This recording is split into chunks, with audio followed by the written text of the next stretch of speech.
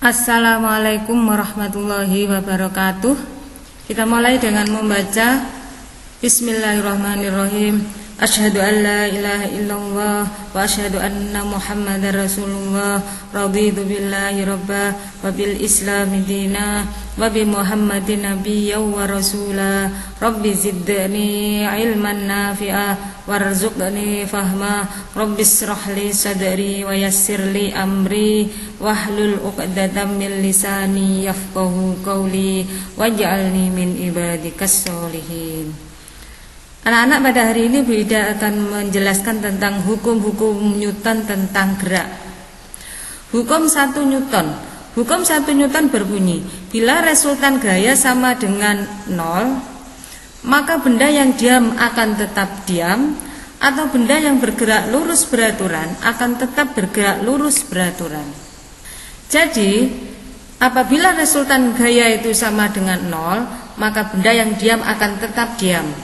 Dan benda yang bergerak lurus beraturan akan tetap bergerak lurus beraturan. Benda yang bergerak lurus beraturan mempunyai kecepatan yang tetap. Jadi benda yang bergerak lurus beraturan, kalau resultan gayanya 0, maka dia akan tetap bergerak lurus beraturan. Ini adalah hukum 1 Newton. Hukum 1 Newton dirumuskan sigma F sama dengan 0. Jadi jumlah gaya yang bekerja itu sama dengan 0, atau boleh resultan gayanya sama dengan 0. Contoh soal, pada gambar di bawah ini besar dan arah resultan gaya adalah. Jawab, R sama dengan F2 dikurangi F1. Kita ambil yang F1, F2 ini sebagai F2. Nah, F4 dan F5 ini sebagai F1. F1 itu ini 2 Newton, F2 ini 5 Newton, kemudian F4 dan F5 itu 3 dan 4 Newton.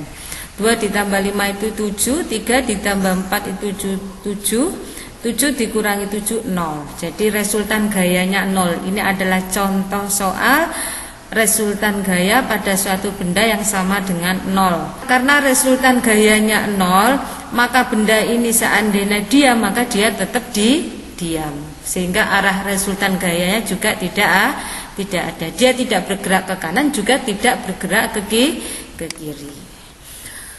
Hukum 1 Newton disebut juga hukum kelembaman atau kemalasan atau inersia, yaitu sifat kecenderungan untuk mempertahankan keadaan suatu benda.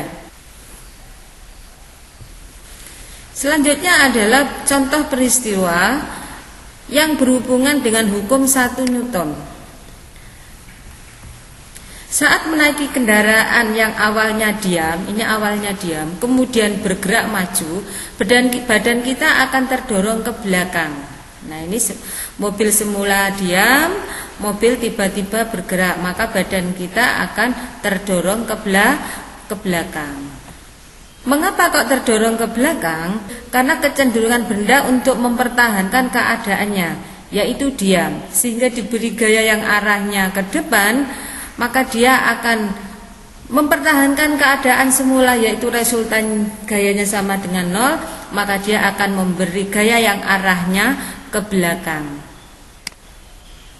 Saat menaiki kendaraan yang awalnya bergerak, kemudian direm, badan kita akan terdorong ke depan. Mengapa kok terdorong ke depan? Karena kecenderungan benda untuk mempertahankan keadaannya, yaitu bergerak ke depan. Sehingga ketika direm, maunya sih benda itu tidak mau berhenti, tapi maunya sih mempertahankan keadaan semula, yaitu bergerak terus ke depan. Nah, ini gambarnya. Jadi ketika direm, nah ini dia akan terdorong ke depan. Ini karena adanya hukum 1 Newton, yaitu kecenderungan benda untuk mempertahankan keadaannya, yaitu bergerak ke depan. Kertas di bawah gelas kaca ditarik dengan cepat dan gelas tetap diam karena resultan gayanya 0. Jadi ketika kertas ditarik dengan kecepatan yang tinggi, maka di situ resultan gayanya 0, sehingga gelas atau botol kaca itu tetap berada di atas meja. Ketika botol ini ditarik dengan gaya yang tidak cepat, maka di sini resultan gayanya tidak sama dengan 0, sehingga botol yang asalnya diam ini jadi bergerak. Tapi ketika kertasnya itu ditarik dengan kecepatan yang tinggi, maka kertasnya itu bisa diambil, botol kacanya tidak bergerak, tidak berpindah. Karena di sini resultan gayanya sama dengan 0. Selanjutnya adalah hukum 2 Newton. Hukum 2 Newton berbunyi, percepatan yang dihasilkan oleh resultan gaya yang bekerja pada suatu benda berbanding lurus dengan resultan gaya yang bekerja pada benda tersebut dan berbanding terbalik dengan massa benda. Hukum 2 Newton dirumuskan A sama dengan F per M. A itu adalah percepatan, satuannya meter per sekon kuadrat. F itu adalah gaya, satuannya Newton. M itu adalah massa, satuannya kilogram. A itu berbanding lurus dengan F. Efeknya apa kalau A itu berbanding lurus dengan F? Kalau F-nya ini besar, maka A-nya ini juga besar. Kalau F-nya itu kecil, maka A-nya juga kecil. Selanjutnya adalah A berbanding terbalik dengan M. A berbanding terbalik dengan M. A-nya di atas, M-nya di bawah. Kalau berbanding terbalik itu bagaimana? Ya kebalikannya. Ketika M ini besar, maka percepatannya kecil. Jadi ketika masanya besar, maka percepatannya kecil. Ketika masanya itu kecil, kebalikannya, maka percepatannya besar. Ini adalah hukum 2 Newton. Contoh soal. Perhatikan gambar di bawah ini. Percepatan balok di atas adalah, nah ini ada benda masanya 200 gram diberi gaya sebesar 2 Newton yang arahnya ke kanan. Diketahui masanya 200 gram dijadikan kilogram sama dengan 0,2 kilogram, gayanya sama dengan 2 Newton. Percepatan balok di atas adalah, ditanya A. Jawab A sama dengan rumusnya yaitu F per M. A sama dengan F-nya itu 2, masanya 0,2 sama dengan 10, satuannya adalah meter per sekon kuadrat. Nomor 2, balok bermasa M didorong dengan gaya 60 Newton, ternyata mengalami percepatan sebanyak 5 meter per sekon kuadrat. Maka besar massa balok tersebut adalah, diketahui F-nya adalah 60, 5 meter per sekon ini adalah A. Ditanya massa, jawab pakai rumus yang ini, yaitu pakai rumus hukum 2 Newton. A sama dengan F per M. A nya itu tadi adalah 5, F nya 60, M nya yang ditanya. Kemudian kalau 5 itu di atas, M nya di bawah. Kalau M nya pindah ke atas, maka 5 nya ganti pindah ke bawah. 60 dibagi 5, masanya sama dengan 12 kilogram. Selanjutnya adalah contoh peristiwa yang berhubungan dengan hukum 2 Newton. Nah, ini rumusnya tadi saya tulis lagi, yaitu A berbanding lurus dengan F. Nah, ini kemudian A berbanding terbalik dengan massa. Nah, di sini F-nya sama, gayanya sama, orangnya sama. Di sini adalah F-nya sama. Yang beda adalah masanya. Yang ini mobilnya kecil, masanya cuma 700 kg. Yang ini masanya 2600 kg. Ini mobilnya besar. Ketika masanya ini kecil, maka percepatannya adalah besar. Nah, ketika ini adalah masanya ini adalah besar, jadi ketika masanya besar, maka percepatannya kecil. Ini tadi hubungannya yaitu A berbanding terbalik dengan massa. Selanjutnya A berbanding lurus dengan F. Ketika F-nya ini kecil, gayanya kecil, maka percepatannya juga kecil. Ketika ini mobil yang sama ini didorong oleh orang 4, tentu saja ini adalah gayanya besar, maka percepatannya lebih besar. Mobil ini tentu saja akan bergerak lebih cepat daripada mobil yang didorong cuma satu orang.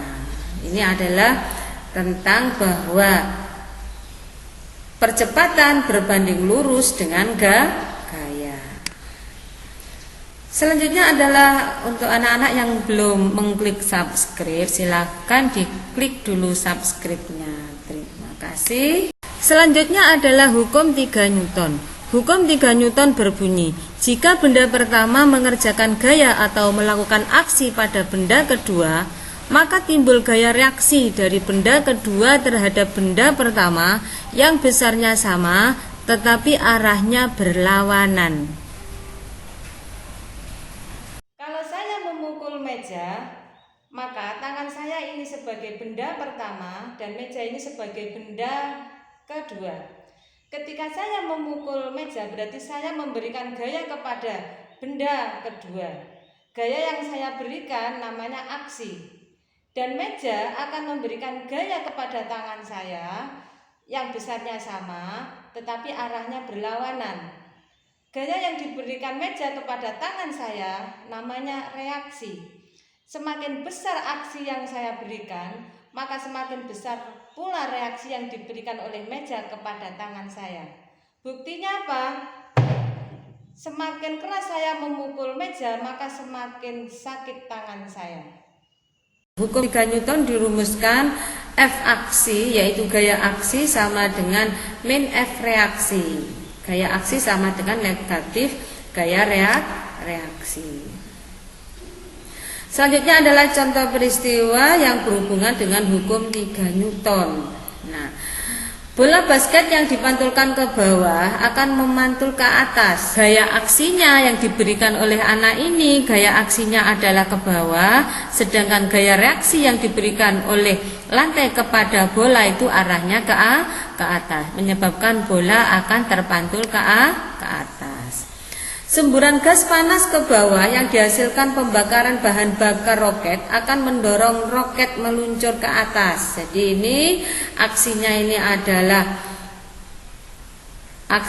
adalah semburan gas panas ke bawah, sedangkan reaksinya akan mendorong roket meluncur ke atas.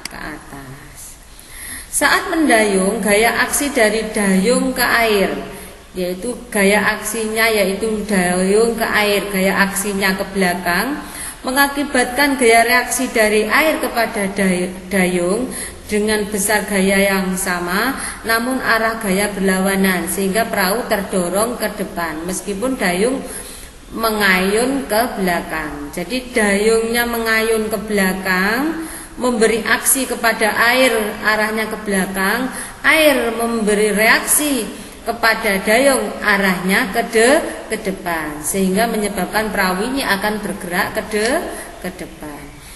Melepas balon setelah ditiup. Balon setelah ditiup kalau dilepaskan maka balon ini akan bergerak ke atas. Udara di dalam balon ini mendorong udara di luar balon. Jadi aksinya yaitu udara yang ada di dalam, aksinya yaitu mendorong udara yang di luar itu ke bawah. Maka udara yang di bawah ini akan memberikan reaksi kepada balon yang arahnya ke atas, sehingga balon ini akan bergerak ke atas. Jadi udara luar mendorong balon naik ke atas. Sampai di sini penjelasan saya, kita akhiri. Bismillahirrahmanirrahim. Subhanakallahumma wa bihamdika asyhadu an la ilaha illa anta astaghfiruka wa atubu ilaik. Alhamdulillahirabbil alamin. Assalamualaikum warahmatullahi wabarakatuh.